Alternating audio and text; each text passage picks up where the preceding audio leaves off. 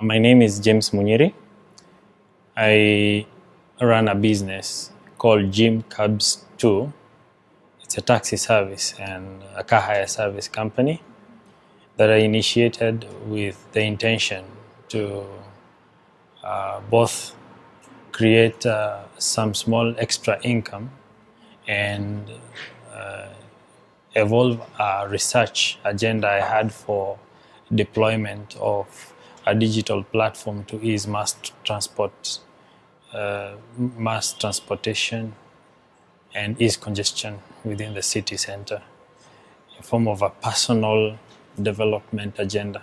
Well, I'll narrate probably one incident that is very much online on social platforms and such, where I decided on Sunday evening,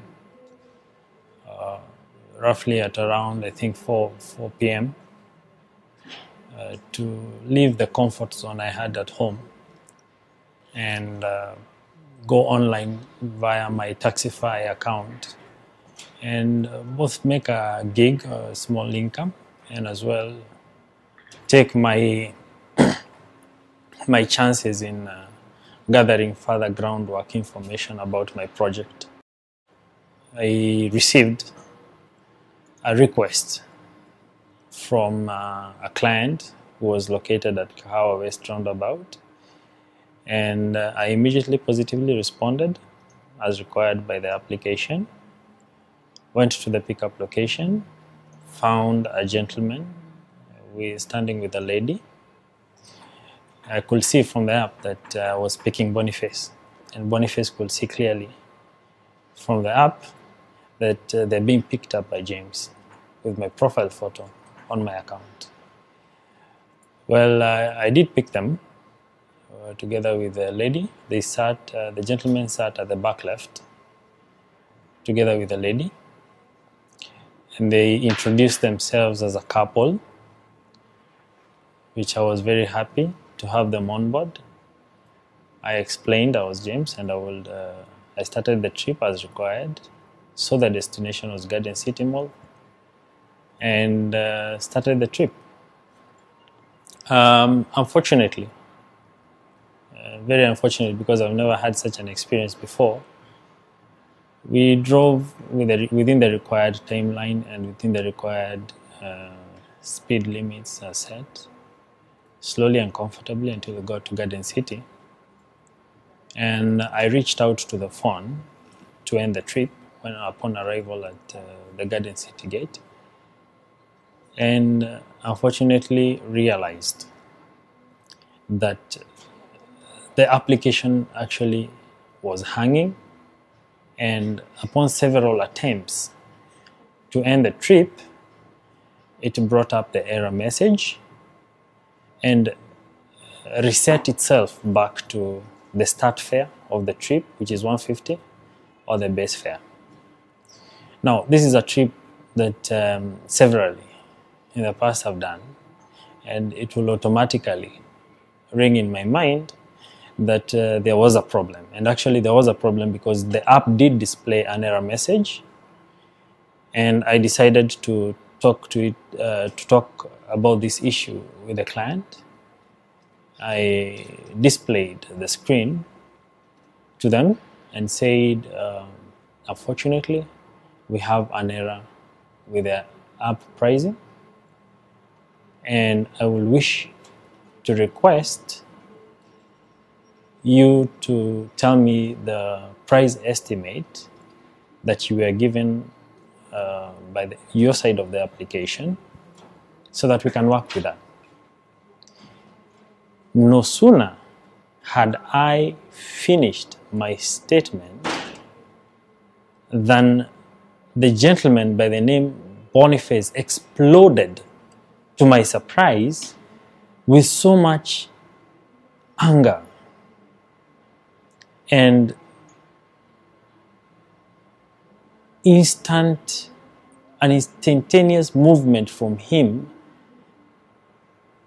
He was able to knock or kick quite hard enough the front passenger seat and break its rails in such a manner that it leaned forward and it got totally destroyed. Then you will now realize that I'm laying open to him from the back left, and I'm at the driver's seat. I lay exposed, my body exposed to his reach. And to my surprise, because it came by as a form of a quick, abrupt motion, I turned to face the gentleman who was by this time already heavily punching me on my underarm below the lungs, and several blows to my head. I really panicked, shouted that I do not require the money and I wanted to assist. It fell on deaf ears as he continued with his aggression. My instinct, because at around 8:30, the area was totally deserted. It was just at the turning point at Garden City.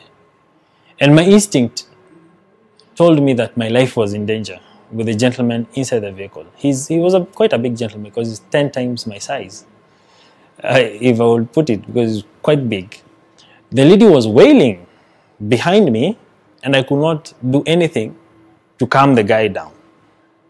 So with that situation and the car still on, I drove off immediately, and my intention driving off immediately was to look for a place where there was a multitude of people who could at least intervene. And I remember the first bunch of people I came across was at the roundabout around Mountain Mall. There were border riders lined up, and that multitude is the first set of people I came across at that hour. It was around 8:30. I braked down instantly there. The guy was still holding my shirt, and as we were driving from Garden City to that location, I insisted, I will recall myself telling the guy, I'm going to the police station, I'm going to take you to the police station. Leave me, and I don't need money from you, it's okay, you don't have to pay. And actually I didn't charge for that ride, I just brushed it off, because when I got to the border riders location, I took up my phone and dialed the SOS button that is provided by the by the app system. And I believe it was a KK security guard who answered my call, and I abruptly told them, I'm being assaulted and I'm heavily injured on my left side, on my left underarm, and I need assistance. So immediately they had me talk in such a manner, they alighted from the vehicle. I also alighted from the vehicle, and I realized that the lady accompanying the gentleman, her name was Tanya Muteith, according to Facebook, was actually taking some photos and videos of both the vehicle, myself, the situation, with them trying to convince border riders that they had actually paid me and I had refused to take the money, and there was a commotion with me trying to, the gentleman saying I was trying to kidnap them. I didn't waste much time because I was in pain, I was afraid. I had actually succeeded to see the guy off my vehicle. So when I saw him standing outside my vehicle, another instinct hit me: escape for your life. And I did get into my vehicle immediately. I left. I started the vehicle and drove off along Thika Road until I got to Roysample, where I got a hold of myself. But from behind I could see that the gentleman had already started running away from the scene in the opposite direction. I did not bother to know where.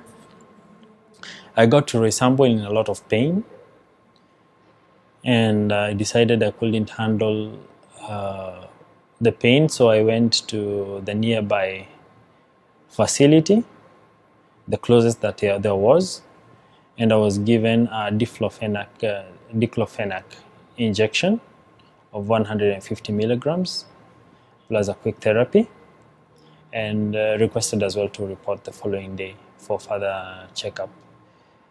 I was discharged quickly and went about with my activities, but obviously from the ordeal I was very traumatized.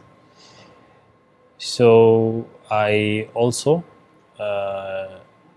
went home and rested, and the following morning I went to the police station to report the incident, because from the application somebody had already, when I initiated the real-time conversation of what was going on, the Taxify administration requested me to quickly report to the nearby police post, which I did.